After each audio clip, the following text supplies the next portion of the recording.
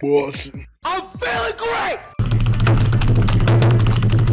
Hey everyone, Thordan Smash here, and today we're going to be talking about all the buffs and nerfs coming in Season 19, and there are a lot of them, and some that aren't going to come right away, and some that will be coming in the middle of the season or in the far future, such as aim assist that we're also going to cover, and some new mechanics also being added to the game. There's just a lot to cover in today's video, so we're going to go over everything you need to know in regards to the patch notes. We're also going to go ahead and give out 45 bucks. All you got to do is like, comment, subscribe, and a winner will be announced in tomorrow's video. Without further ado, let's jump into today's topic. So let's go ahead and start talking about some of the buffs and nerfs for this season, as we are getting a huge rework for a lot of different legends. The first one that we're going to talk about is Catalyst, who will be receiving a nerf to her tactical, where it will no longer block projectiles, and the max in-world count reduced from 3 to 2, which is pretty massive, as now it matches the amount of doors she can block. Her ult has also been reduced for how long it lasts, and the cooldown now starts after the wall comes down. Reducing how long it lasts is a nerf, however the cooldown now starting after the wall comes down could be a buff, as it has a very short timer as is. Overall though, Catalyst is still going to be very much usable, but she isn't as powerful as she was before. Some of the other controlled legends such as Caustic and Watson may see a bump in usage. A small one as well is the fact that Vantage now actually has 6 bullets in her sniper. This is kind of a weird one in my opinion. I think Vantage is already really powerful with her sniper and it does a ton of damage. I don't know if by adding one more bullet it really changes a whole lot, except make her way more powerful, as it already does in a massive amount of damage. So it will be interesting to see if her pick rate also climbs up. It's also important to know that the L-Star will be removed from the care package and will be coming out onto the regular floor, and it will be switched in with the Wingman, which is getting a massive buff. 3 body shots it can kill a person, and 2 headshots it will also kill a person, because it comes with the Skull Piercer Elite and the boosted loader. It's basically the Season 0 Wingman. This also comes in line with a Hemlock nerf with a slight damage reduction, and the 30-30 will get a hipfire nerf as well, where it gets worse with successive shots. So if you're good with that weapon, it won't be nearly as powerful, or at least harder to hit your shots. They've also increased the projectile size of the Longbow, Sentinel, and Charge Rifle, making it so that you can actually hit more shots with your sniper from further away, which is pretty cool. And the bow has faster draw speed, shatter caps, tighter pattern, and you can toggle them off and on. I'm just really hopeful we eventually see a brand new bow and arrow type weapon come in. Hopefully the Scorpion is ready to go by Season 20. It has been a while since we saw a new weapon. Along with that, the crafting is getting a little bit of a change. The RE45 and the 30-30 are back as the ground loot, and the R301 and the Volt will be in the crafting rotation, which is a shame to see. The Volt is a personal favorite of mine. The R301 is also the standard gun for most new players to begin using. The digital threat scope will no longer ever be in crafting ever again, and this comes in line with the biggest nerf probably of this season, and that is the Bangalore nerf, where Respawn wants to target the can't see anything meta. That's a real quote. And so the duration of her devil time is reduced, the smoke time is reduced, and the rolling thunder stun reduced as well, which is crazy because in my opinion, Bangalore is one of the most balanced legends of all time. And while the smoke is very annoying, it's only annoying if the person has a digi threat, so the digi threat needed a nerf or changes more so than Bangalore did. Obviously, this has made people upset, Shiv most included, who is considered the Bangalore warlord, and says the clowns were just mad that they were getting pooped on through smoke against Bangalore's with digi threat. Where was the same energy for all the seasons Bangalore wasn't meta? Which is 100% true, because Bangalore hasn't received any changes except for a nerf that happened about 2 or 3 seasons ago, yet now she needs everything nerfed. It's kind of crazy, when in reality the reason Bangalore is actually picked is because her smokes cancel aim assist, which the devs have actually made a statement on, which we will see in the future, where they are not happy with the current state of aim assist and we want to make it less frustrating, and there are changes coming. You can count on it. However, the change isn't coming anytime soon. Tweaks will happen over the next couple of years, so don't expect anything anytime soon. So this is why they decided to nerf Bangalore, who in my opinion was, again, as I agree with Shiv, did not need a nerf whatsoever. There are some other minor buffs and nerfs for legends such as Wraith, where Wraith will now have a more reliable passive. The voices from the void will be more correct and basically alert when you're actually inside of someone. Pathfinder can now scan care packages after a skirmisher has already done it on his team, which is fantastic because now he can get his zip line back right away utilizing that ability. Rev's ultimate extension window from 30 seconds to 3 seconds is one of the biggest nerfs I have seen in a very long time. Obviously they shipped Rev Reborn very strong to make Season 18 seem very hype, and then have completely demolished his ultimate. Newcastle will also get an increased max leap height and a faster recovery time on his castle wall, which is fantastic. And don't forget, he is getting an heirloom this season, or at least that is what all the leaks are saying. And of course, Conduit has now officially been released. Everyone should pretty much know that she is getting a passive save your speed, a tactical radiant transfer, an ultimate energy barricade. You can actually check out this great gameplay by the gaming merchant, who got a chance to playtest the season early, and basically it just shows us that Conduit gets a speed boost when running towards allies out of range of her tactical, a radiant transfer where you can blast your ally with energy, regenerating temporary shields for them when in danger, and an energy barricade where you deploy an array of shield jammers which damage and slow enemies. All of these seems absolutely fantastic. The biggest question is, how will the new spawn system work in the game, where the armor level you died with will respawn with you if you do get respawned, along with non-crate weapons you died with but no attachments, and 2 stacks of ammo for each weapon you died with. They didn't explain if you could armor duplicate with this. Say you land on a purple shield in the beginning of the game and then jump off the map. Does now your team get 2 purple armors? It'll be interesting to see how that actually works out, and if this is a game mechanic that players will enjoy going into the new season. Last thing I want to say is that the season 19 maps are going to be Stormpoint, Olympus, and Broken Moon, so that is the rotation you can be expecting. Let me know down below, are you guys looking forward to any of these buffs and nerfs? Do you think that any legend didn't deserve it, or do you think that there was one legend that was overlooked in terms of those changes? Also, don't forget to check out this channel right here by my editor Novell, who does amazing Apex Legends content, and until next time, legends, keep slaying the aliens. I'll see you out there.